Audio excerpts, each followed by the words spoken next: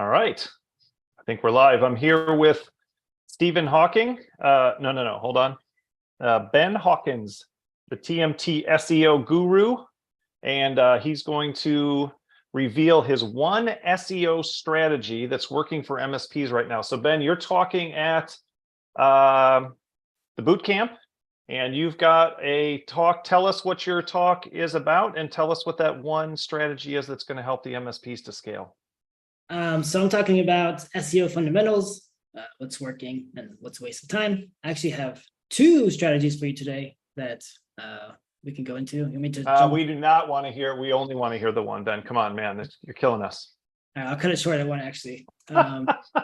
We'll take three if you've got it. So let's just jump right into it. First thing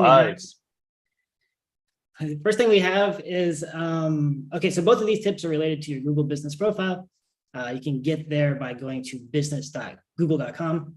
The first thing is your primary category needs to be computer support and services. So if you go to your, again, Google business profile and you go to business.google.com and you check out your primary category and it's not computer support and services, then you need to change it. It might be computer consultant, it might be computer repair service. I've seen consultant, I've seen just like business before, but if it's all of those or something else, it needs to be computer support and services, assuming you are an MSP. If you go and Google, in this case, the example is managed services provider Houston. If you go and search for any of your services, basically anywhere, you'll see that all of your competition is using computer support and services, as you can see this in this example. So, the proof is right there. You should go change it. So that was your bonus right there. The one that I really want to talk about is, again, on your Google business profile, when you go to business.google.com, you can kind of edit your profile right on the search results page. So if you click this edit services button, you can list a bunch of your services, basically as many services you want, but you'll notice on the next slide, that Google has auto-recommended services for you. So these will be the ones highlighted in blue. Essentially you'll get a boost. So you can click in the top right, you can click accept or edit. So we recommend essentially kind of pruning them in a way. So like in this case, white glove service might not be appropriate. So you can click edit and delete it. But there's essentially data that suggests by just clicking accept and auto applying these recommended services, you'll see a boost for these specific keywords in your search. So for instance, healthcare IT services, HIPAA compliancy, IT operations, managed print services, we could expect to see an increase in traffic from those keywords just by clicking the blue accept button in the top right. And that's really all I have for you today. But if you want more awesome SEO tips, you can come see me at bootcamp or join on the livecast. Awesome. All right. So we got an SEO joke for you, Ben. Why did the SEO manager cross the road? I do not know. He wanted to get hit with traffic. Nice. Surprisingly enough, there's lots of SEO jokes online. If you Google SEO jokes, they're there. But that's not what we're here for. Ben, another question. What do you expect to happen with SEO in the future? So people are looking ahead, especially when you think about things like ChatGPT and stuff like that, and they're saying that's going to be a huge rival for Google. Is it becoming irrelevant? Is it going to change dramatically and some of this stuff's going to not be relevant anymore? Where do you see it going in the future? Yeah, obviously, generative AI and natural language processing algorithms are really the hot topic right now, like you mentioned. Bing is heavily invested in ChatGPT. Google's working on Bard and a few other models that look pretty interesting. There's like a music model, there's an image model, there's all kinds of stuff they're doing. Facebook's working on a model for language processing. So there's all kinds of competition coming out. But yeah, Google's been, essentially over the years, Google's been implementing a ton of zero-click search results, meaning zero-click meaning that when you type in your question, they answer the question right there on the search results page. So for instance, if you search what's the weather in Sacramento, you used to have to go to weather.com, click through to weather.com and then check out the weather. But now the answer's there, right? The answer's right there for you on the page. So there's also all kinds of other examples you can essentially book 3/4 of a flight just from the Google search results page. So I kind of expect to see more of that over time, in some capacity. Who knows what exactly that will look like. If you go to use Bing's new search feature right now, it has like AI generated results right at the top, even before the organic results. So it has like a built-in little chat where you can interact with the generative AI and further define or explore your results. For instance, you can ask it like, who is Robin Robbins? I tried this. It'll give you a bunch of info about Robin Robbins. You can put in more information or request more information from the chatbot. I've messed around with Bing's version of it, this current iteration, quite a bit. I haven't found it to be like too particularly useful. For instance, I searched for IT support services in Houston, and the AI gave me a list of like 5 companies that just pulled from a website called Kev's Best. So it didn't really give me like any contact information or any details.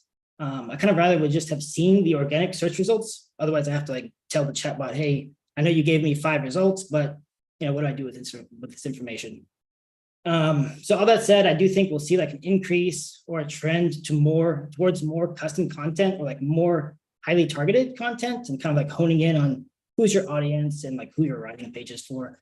I can see users being like really specific with what they're inputting into the AI. Something like, I have 35 Apple computers and I need help managing my cybersecurity. Who should I contact in X city to help me? Something like that, where current search engines can't really handle that, but generative AI definitely could.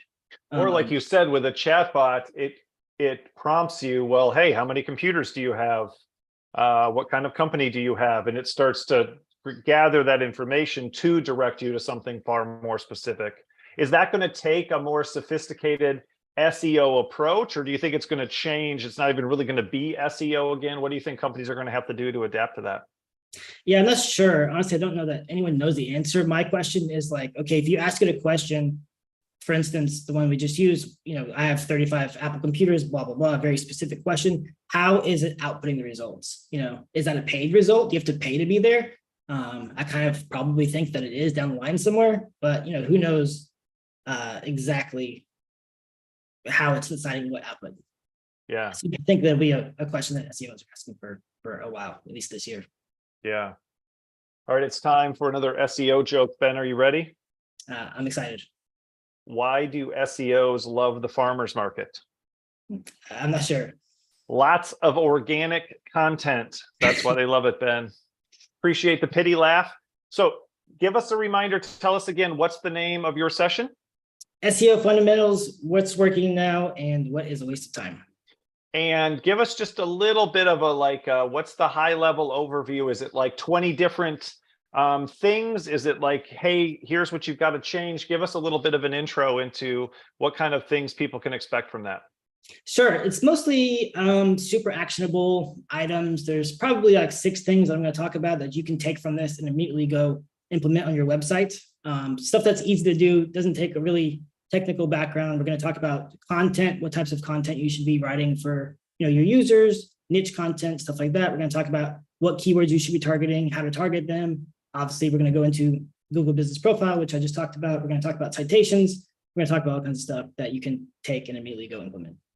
I love it. Yeah, and we sort of saw that in your preview. I like that. You were like, it wasn't like, hey, you know what you should be doing is like, click here, do this, say accept. That's very, very actionable. In fact, somebody with a laptop might even be doing it in the session, right? Or bring your marketing manager or something like that.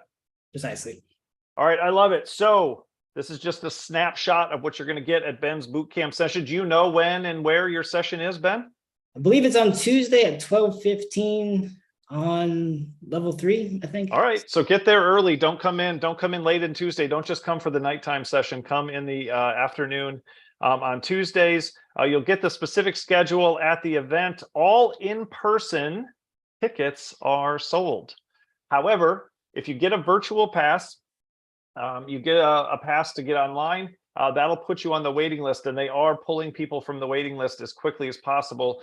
So sign up for that. There is a possibility still of getting in online, but we are sold out. Also, you get lifetime access to all the recordings, plus your whole company can watch live. Ben, where do they get their tickets? RobinsBigSeminar.com. Oh, you nailed it. You didn't even have the notes or anything. So thank you very much. We're going to be doing these every weekday at noon Central Time all through next week. Today is Friday, so we won't be doing another one till Monday. But we look forward to seeing you there. Thanks a lot for joining us, Ben. Have a great lunch.